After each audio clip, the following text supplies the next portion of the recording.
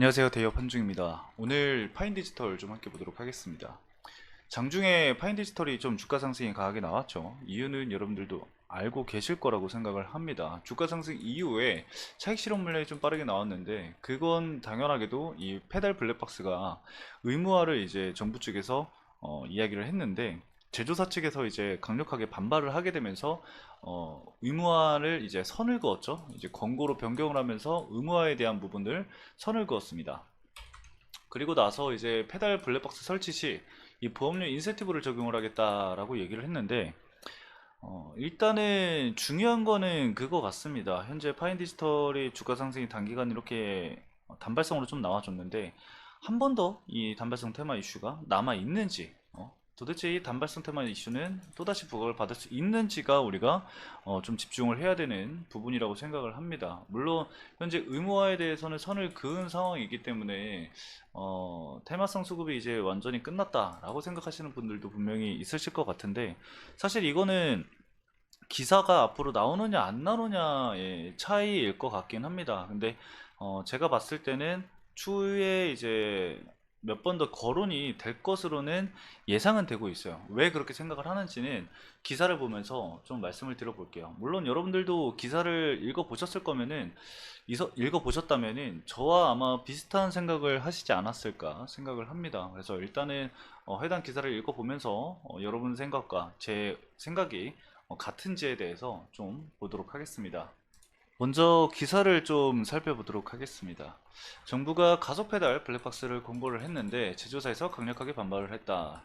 짧게 세 줄로 요약을 해보자면은, 급발진 원인 규명할 페달 블랙박스 완성차 업계에서 강력하게 반발을 해서 정부는 의무 없이 공고에 그치기로 했다로 정리를 할 수 있을 것 같아요.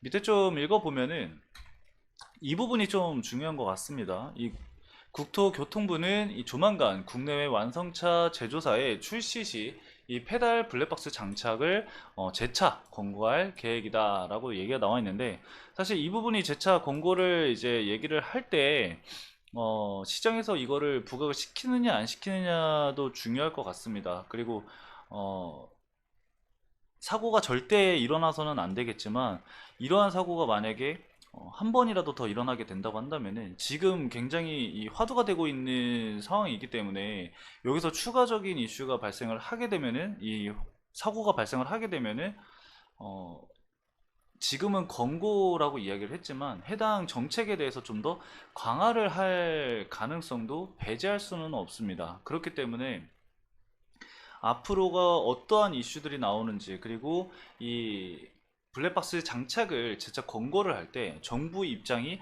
어떠한 입장이고 어떠한 근거를 내세우는지를 우리가 좀 지켜봐야 합니다. 물론 어, 이 사고가 방지가 되기 위해서는 뭐 비상제동 장치라던가 이런 쪽이 더 강력한 이슈가 부각이 되겠지만, 어, 이런 페달, 이 사실 급발진 같은 사고는 개인이 이 제조사를 사실 이길 수가 없거든요. 거의 제가 이기는 경우를 거의 본 적이 없어요. 사실 이 사고 기록 장치가 있다고 하더라도, 이 사고 기록 장치가 만약에 오류가 있다고 한다면은 그 원인 자체를 밝혀낼 수가 없기 때문에 어 있으면은 사실 좋겠죠, 이 페달 블랙박스가. 그래서 해당 내용을 만약에 의무화를 시키지 못한다고 한다면은 국토부가 이제 페달 블랙박스를 설치하는 운전자한테 자동차 보험료 인센티브를 제공을 한다라고 얘기를 했죠. 그리고 제도적 혜택을 줄 예정이라고 했는데, 과연 인센티브가 얼마나 제공이 되는지도 한번 우리가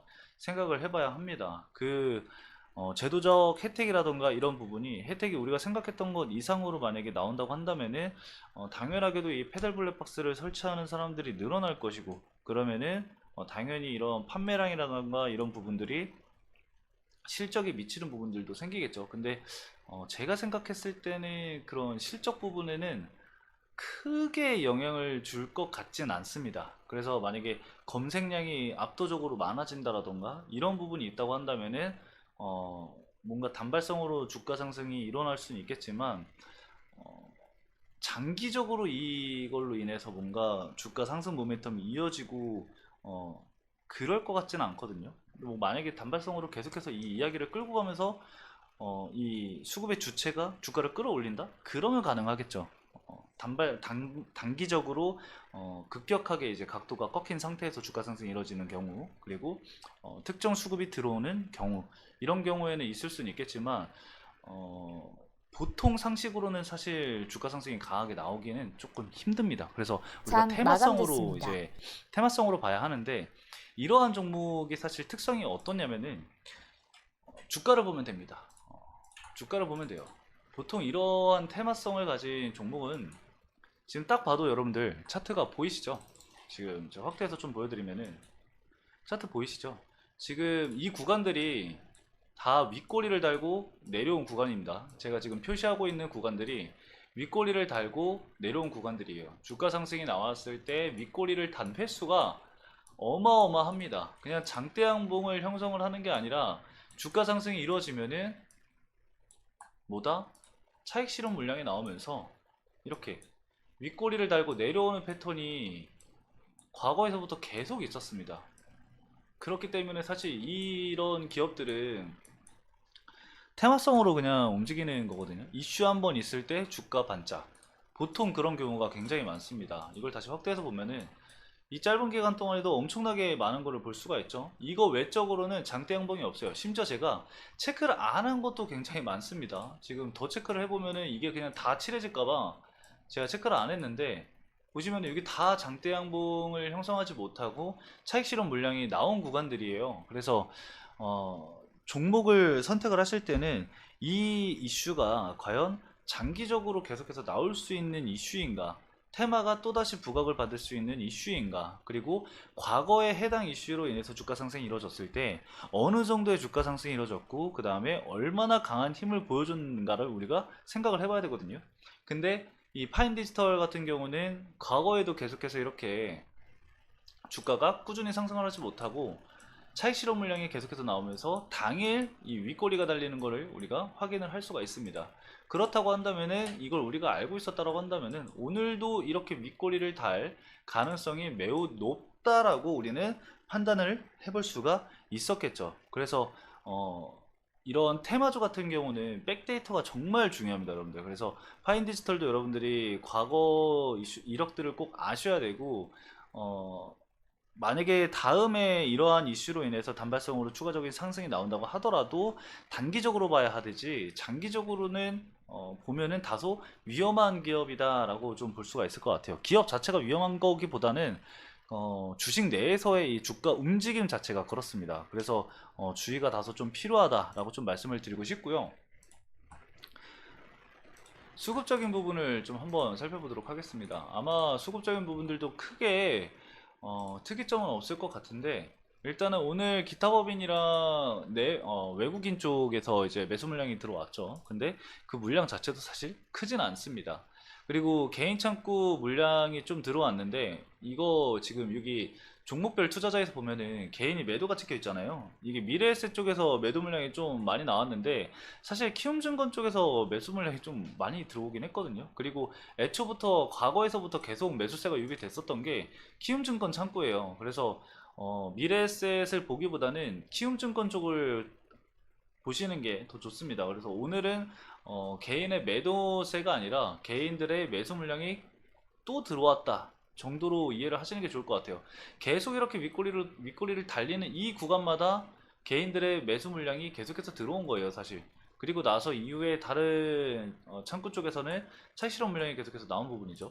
NH 투자증권이 이제 그나마 최근에 매수세가 좀 유입이 됐는데, 과연 이 순 매수한 37,000주를 언제 매도를 할 것인지도 좀 의문이긴 합니다. 물론 뭐 얘네들도 무조건 수익을 보는 애들은 아니기 때문에 뭐 물렸을 수는 있습니다. 하지만 탈출 전략이 있다고 한다면은 우리가 아까 드렸었던 이런 페달 블랙박스 권고를 재차 진행을 할 때, 아니면은 뭐 인센티브 관련해서 이야기를 할 때, 이러한 얘기들이 나올 때가 아닐까 싶습니다. 그래서 여러분들도 잘 체크를 해뒀다가, 아니면은 내가 너무 고가에 가지고 있다라고 한다면은 리스크 관리는 어느 정도 필요할 수 있겠죠. 왜냐면은 지금 차익 실현 물량이 굉장히 크게 나온 상황이고, 만약에 여기서 내일 또 추가적인 하락이 나온다고 한다면은 사실 지지 구간 하단까지는 그냥 쉽게 열려 있다고 생각을 하면 돼요. 왜냐면 그 전까지는 그냥 다 테마성 주가 상승이라서 이후에 주가락이 계속 이어진 부분들을 보이거든요. 그래서 이러한 패턴들은 좀 주의할 필요가 있다라고 좀 말씀을 드릴 수가 있을 것 같습니다. 그래서 제가 말씀드렸었던 창구들, 그리고 앞으로 그 인센티브라던가 그 제도적 혜택이라던가 이런 부분들이 어떻게 나오는지 좀 지켜볼 필요가 있겠습니다.